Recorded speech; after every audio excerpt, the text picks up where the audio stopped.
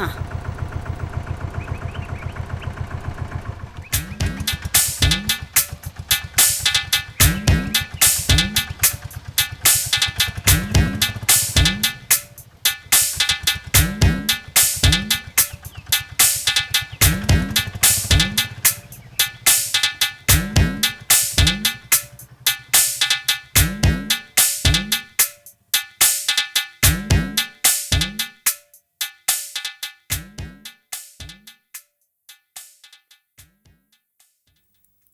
എന്താ ഇത്? വീട്ടിനകത്ത് വേലിയോ?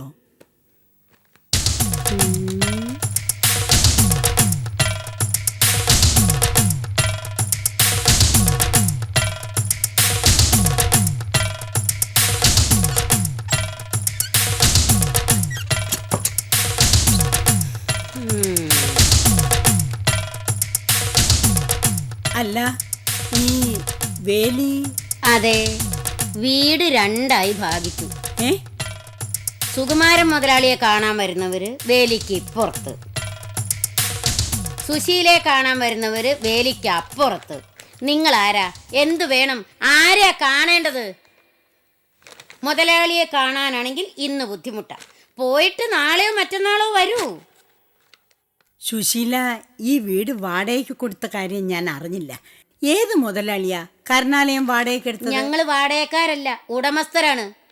താഴത്തെ ഭാഗം സുകുമാരൻ മുതലാളിക്കും മുകളിലത്തെ ഭാഗം പെങ്ങക്കുമായി ഭാഗിച്ചു. നിങ്ങൾ എന്തിനാ ഇതൊക്കെ അന്വേഷിക്കുന്നത്? മുതലാളിയെ കാണാനാണെങ്കിൽ നിന്നിട്ട് കാര്യമില്ല. അല്ല, നിങ്ങൾ ആരാണെന്ന് എനിക്ക് മനസ്സിലായില്ല. സുകുമാരൻ മുതലാളിയായ കാര്യവും ഞാൻ അറിഞ്ഞില്ല. ഞാൻ സുകുമാരൻ മുതലാളിയുടെ മദർ ഇൻ ലോ ആണ്. പേര് രാജമ്മ, ആവണശ്ശേരി രാജമ്മ.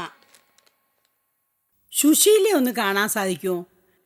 ഞാൻ വന്നത് സുശീലയും അവളുടെ മകൾ സുഭദ്രയും കാണാനാ. അവർക്ക് രണ്ടുപേർക്കും എന്നെ പരിചയമുണ്ട്. പിന്നെ സുകുമാരനെ പിന്നീട് കണ്ടാലും മതി.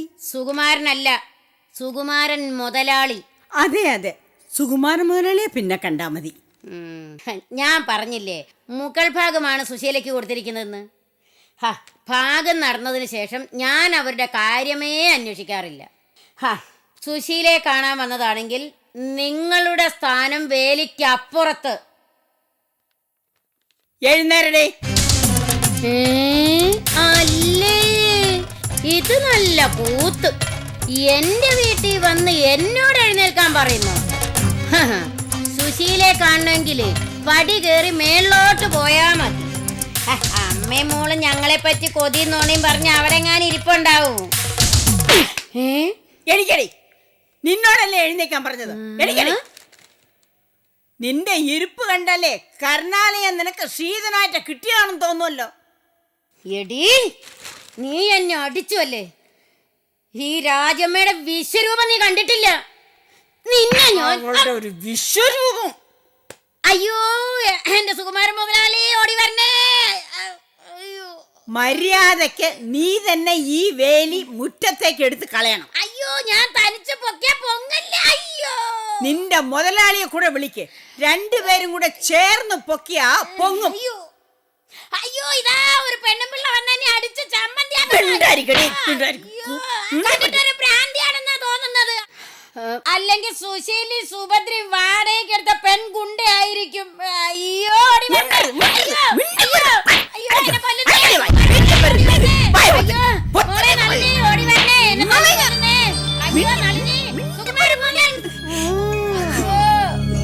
പെണ്ണുപിള്ളാണ് ഇതിന്റെ അമ്മോ. അയ്യോ, കയ്യൊക്കെ നിൽക്കാണെന്നാ തോന്നുന്നത്.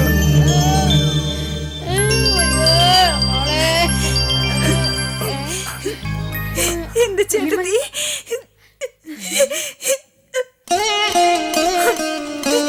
സുശീലേ, എങ്കിലും ചേട്ടത്തി ഞങ്ങളോട് ഇങ്ങനെ ചെയ്തല്ലോ. വിവരങ്ങൾ അറിയാതെ ഞങ്ങൾ എത്രമാത്രം വിഷമിച്ചെന്നോ. വല്യമ്മയ്ക്കും മുരുകൻ ചേട്ടനും എന്തെങ്കിലും ആപത്ത് സംഭവിച്ചോന്ന് പോലും ഞങ്ങൾ ഭയന്നു. ശരിയാണ്, ഞാൻ നിങ്ങളോടൊരു ചെറിയ തെറ്റ് ചെയ്തു. കുറച്ചു കാലം എന്നെക്കുറിച്ചുള്ള വിവരങ്ങളും എൻ്റെ അഡ്രസ്സും ഞാൻ നിങ്ങളെ അറിയിച്ചില്ല. അതിനെക്കുറിച്ച് വിശദമായി സംസാരിക്കാനാണ് ഞാൻ ഇപ്പം ഇങ്ങോട്ട് വന്നത്. പക്ഷേ ഇവിടെ എന്തൊക്കെ സംഭവിച്ചു? ഏ ഏതായി സ്ത്രീ? വീട് രണ്ടായി ഭാഗം വെച്ചു എന്ന് ഇവള് പറയുന്നു. കാലുമേ കാലും കയറ്റി വെച്ച് ഇവളെന്നെ ചോദ്യം ചെയ്യുന്നു. സുകുമാരനെ മുതലാളിന്ന് വിളിക്കുന്നു. എന്താ ഇതൊക്കെ? എവിടെ പോണോ? വിളിക്കടി അവനെ. നിന്റെ മുതലാളിയെ വിളിക്ക്. പറഞ്ഞത് കേട്ടില്ലേ? നിന്റെ മുതലാളിയെ വിളിക്ക്. അല്ല അത് പിന്നെ വിളിക്കടി അവനെ. കൊച്ചേട്ടൻ കല്യാണം കഴിച്ചു.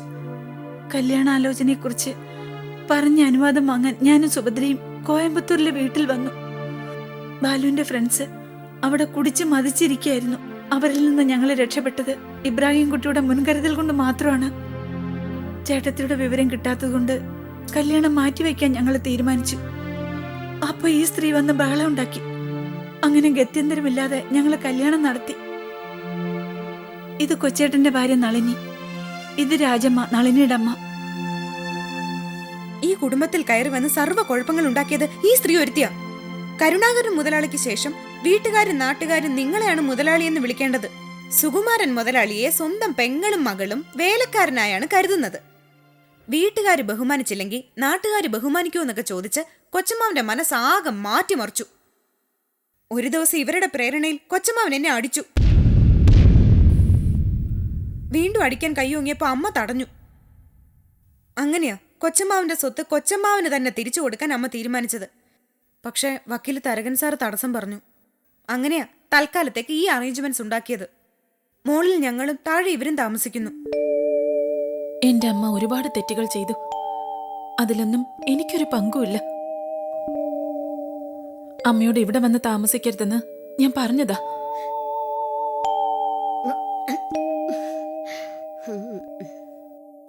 അദ്ദേഹം എന്നെ അമ്പലത്തിൽ വെച്ച് കണ്ട് ഇഷ്ടപ്പെട്ടു.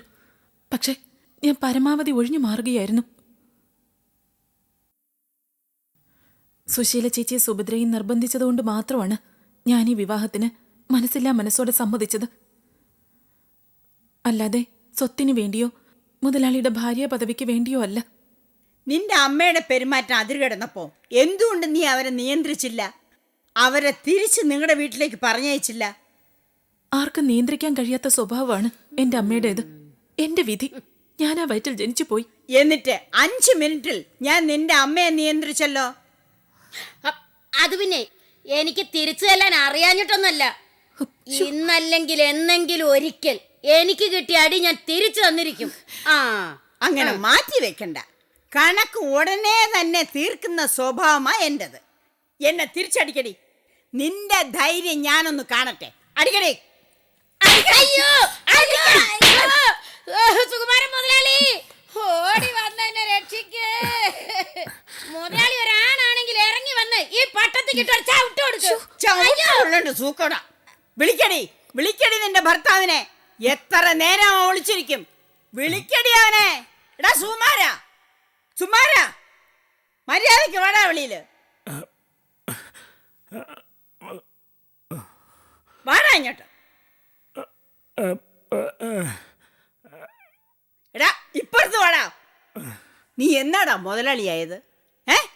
മുതലാളിയാവാൻ നീ എന്തോന്ന് സമ്പാദിച്ചു? എങ്ങനെ സമ്പാദിച്ചു? മുതലാളിയായ ചേട്ടൻ മരിക്കുമ്പോ അയാൾക്ക് മക്കളില്ലെങ്കിൽ ആ സ്വത്ത് അനുജന് കിട്ടും. അപ്പൊ അനുജൻ മുതലാളിയാവും. അതാ നാട്ടുകടപ്പ്. കൊള്ളാം. നീ ഏത് ജാതിയാണെന്ന് ഇപ്പൊ എനിക്ക് മനസ്സിലായി. നടു ഒടിഞ്ഞാലും നിന്റെ നാവ് അലച്ചോണ്ടിരിക്കും അല്ലേ? നിങ്ങൾ എന്നെ എത്ര തല്ലിയാലും എനിക്ക് പറയാനുള്ളത് ഞാൻ പറഞ്ഞിരിക്കും. എന്നെ വെട്ടി മുറിച്ച് 2 കഷ്ണാക്കിയാലും ആ 2 കഷ്ണങ്ങൾ സംസാരിച്ചോണ്ടിരിക്കും. മനസ്സിലായോ? ഈ ആവണശ്ശേരി രാജ്യമ്മയെ അടക്കാമെന്ന് ആരും വിചാരിക്കണ്ട. സുകുമാരൻ മുതലാളി, ഇങ്ങനെ ഭയന്ന് നിൽക്കാതെ പറയാനുള്ളത് അങ്ങോട്ട് പറയ്, ചെയ്യാനുള്ളത് അങ്ങോട്ട് ചെയ്യ്.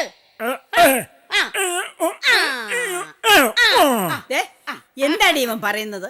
കൊച്ചേട്ടന്റെ ഭാഗം കൊച്ചേട്ടന് കിട്ടണം. കൊള്ളാം. ഈ സ്ഥിതിയിലേക്ക് നീ ഇവനെ മാറ്റിയെടുത്തു. നിന്നെ സമ്മതിച്ചു തന്നിരിക്കുന്നു. സമ്മതിച്ചു തന്നിരിക്കുന്നു. നിന്റെ സ്വത്തോ? നിനക്ക് ഞാൻ സ്വത്ത് തന്നിട്ടില്ല. എന്റെ ഭർത്താവ് എനിക്ക് എഴുതി തന്ന സ്വത്ത് ഞാൻ എന്റെ ഇഷ്ടം അനുസരിച്ച് വീതിച്ചു. 4 ഭാഗം ലളിതയ്ക്കും 4 ഭാഗം സരോജത്തിനും, ശേഷം 2 ഭാഗം സുശീലയ്ക്കും കൊടുത്തു. സുകുമാരനെ മരണം വരെ സംരക്ഷിക്കാനുള്ള ചുമതല സുശീലയെ ഏൽപ്പിച്ചു. അല്ലാതെ സുശീലയ്ക്ക് ഞാൻ കൊടുത്ത സ്വത്തിൽ നേർപകുതി സുകുമാരന് അവകാശപ്പെട്ടതാണെന്ന് ഭാഗപത്രത്തിൽ ഒരിടത്തും പറഞ്ഞിട്ടില്ല.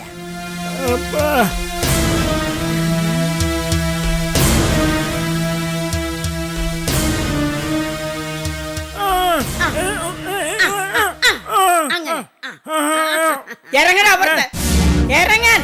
ഈ നിമിഷം നീ നിന്റെ ഭാര്യയും അമ്മായിയമ്മയും വിളിച്ചും കൊണ്ട് ഈ വീട്ടിൽ നിന്ന് ഇറങ്ങിക്കൊള്ളണം. നിനക്ക് ഈ സ്വത്തിൽ യാതൊരു അവകാശം ഇല്ലെന്ന് ഞാൻ പറയുന്നു. സുശീലേ, ദാനം കൊടുക്കണമെന്ന് മഹാത്മാക്കൾ പറഞ്ഞിട്ടുണ്ട്.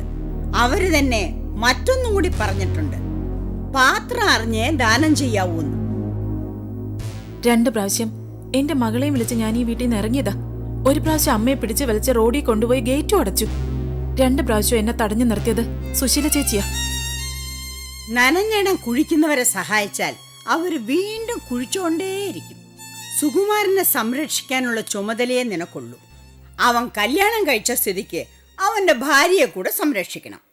അതിന് ഒരു 10,000 രൂപ മാസം തോറും നീ സുകുമാരന് കൊടുത്ത ധാരാളമായി. അവൻ ഇഷ്ടമുള്ളിടത്ത് പോയി താമസിക്കട്ടെ. നീ പണം മണി ഓർഡറായിട്ട് അയച്ചു കൊടുത്താൽ മതി. ഏത് കോടതിയും ഈ തീരുമാനം അംഗീകരിക്കും. കൊച്ചേട്ടനെ നളിനിയും അവളുടെ മകളെയും. നിനക്ക് വേറെ ബന്ധത്തിൽ മകളുണ്ടോ? 14 വയസ്സ് തികഞ്ഞ ഒരു മകളുണ്ട് എനിക്ക്. അതുകൊണ്ടാ ആദ്യം ഈ വിവാഹം വേണ്ടെന്ന് ഞാൻ പറഞ്ഞത്. നളിനി പറയുന്നത് സത്യമാണ്. ഞാനും സുഭദ്രയെ നിർബന്ധിച്ചതുകൊണ്ടാണ് നളിനി കല്യാണത്തിന് സമ്മതിച്ചത്. ആ കുറ്റബോധം എനിക്കുണ്ട്. അതുകൊണ്ട് കൊച്ചേട്ടന്റെ കുടുംബത്തെ ഈ വീട്ടിൽ നിന്ന് ഇറക്കിവിടാൻ എനിക്ക് ഉദ്ദേശമില്ല. പക്ഷേ ഞാൻ തീരുമാനിച്ചു കഴിഞ്ഞു. സുകുമാരൻ ഈ വീട്ടിൽ നിന്ന് പോയേ മതിയാവൂ. 2 ദിവസം ഞാൻ ഇവിടെ കാണും. അതിനുള്ളിൽ വേറെ താമസ സ്ഥലം കണ്ടുപിടിച്ചു സുകുമാരൻ മാറിയേ തീരൂ. സുശീലേ, ഇത് നമ്മുടെ പഴയ സുകുമാരനല്ല, ഒരു പുതിയ സുകുമാരനാ. അവൻ പഴയ സുകുമാരനായിട്ട് തിരിച്ചു വരട്ടെ, അന്ന് നമുക്ക് സ്വീകരിക്കാം. അമ്മയ്ക്ക് സമാധാനമായല്ലോ. വെയില് കൊണ്ടും മഴ നനഞ്ഞും കഷ്ടപ്പെട്ട് മാസം ഞാൻ 15,000 രൂപയോളം സമ്പാദിക്കുമായിരുന്നു. അതും അമ്മ നശിപ്പിച്ചു. ജോലി കളയാൻ എന്നെ നിർബന്ധിച്ചു. സുശീലേ, സുഭദ്രേ, വാ ഞാൻ പറയട്ടെ. ഏതായാലും വൈകി പോയെങ്കിലും എന്റെ ഈ വരവ് നന്നായി. ചേട്ടത്തി, ഞാൻ പറയുന്നത് തൽക്കാലത്തേക്ക്. നീ ഒന്നും പറയണ്ട. ഞാൻ തിരിച്ചു പോകുന്നതിന് മുമ്പ് ഇവരെ ഈ വീട്ടിൽ നിന്ന് പോയിരിക്കണം.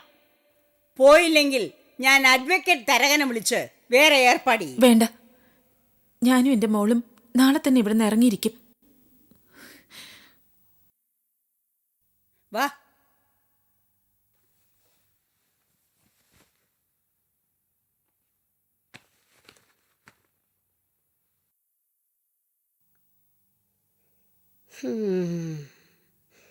ആണത്തില്ലാത്ത എന്നെ മുതലാളിന്ന് വിളിച്ച എന്നെ തല്ലണം.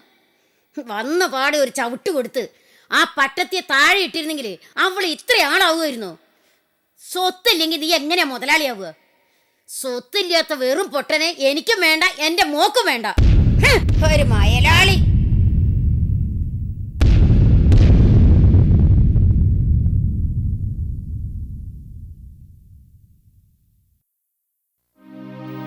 ചേട്ടത്തി എന്തിനാ ഞങ്ങളെ ഇങ്ങനെ ഭയപ്പെടുത്തിയത്?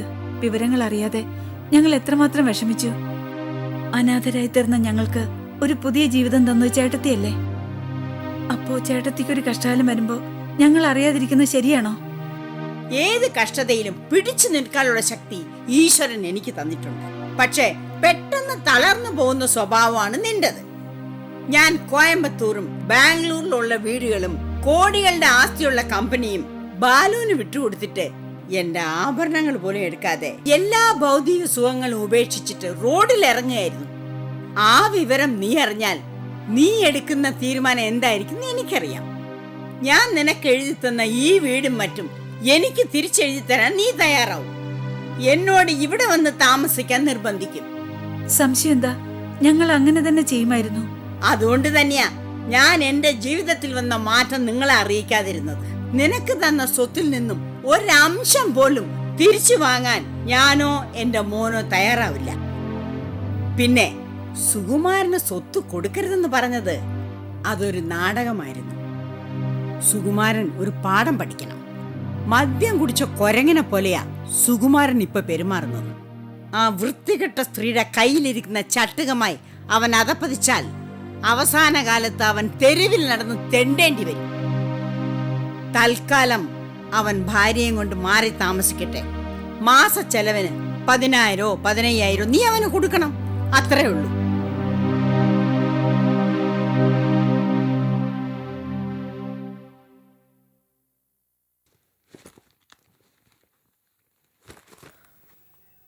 മുരുകൻ ചേട്ടനെ കുറിച്ച് വല്യമ്മായി ഒന്നും പറഞ്ഞില്ലല്ലോ.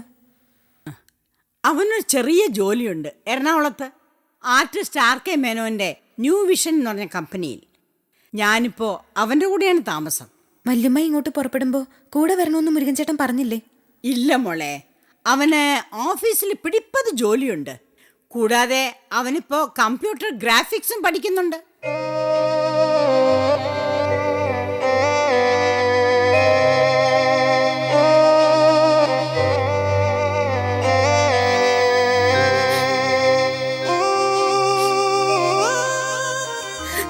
മോളെ കരയരുത്, മോളെ കരയരുത്.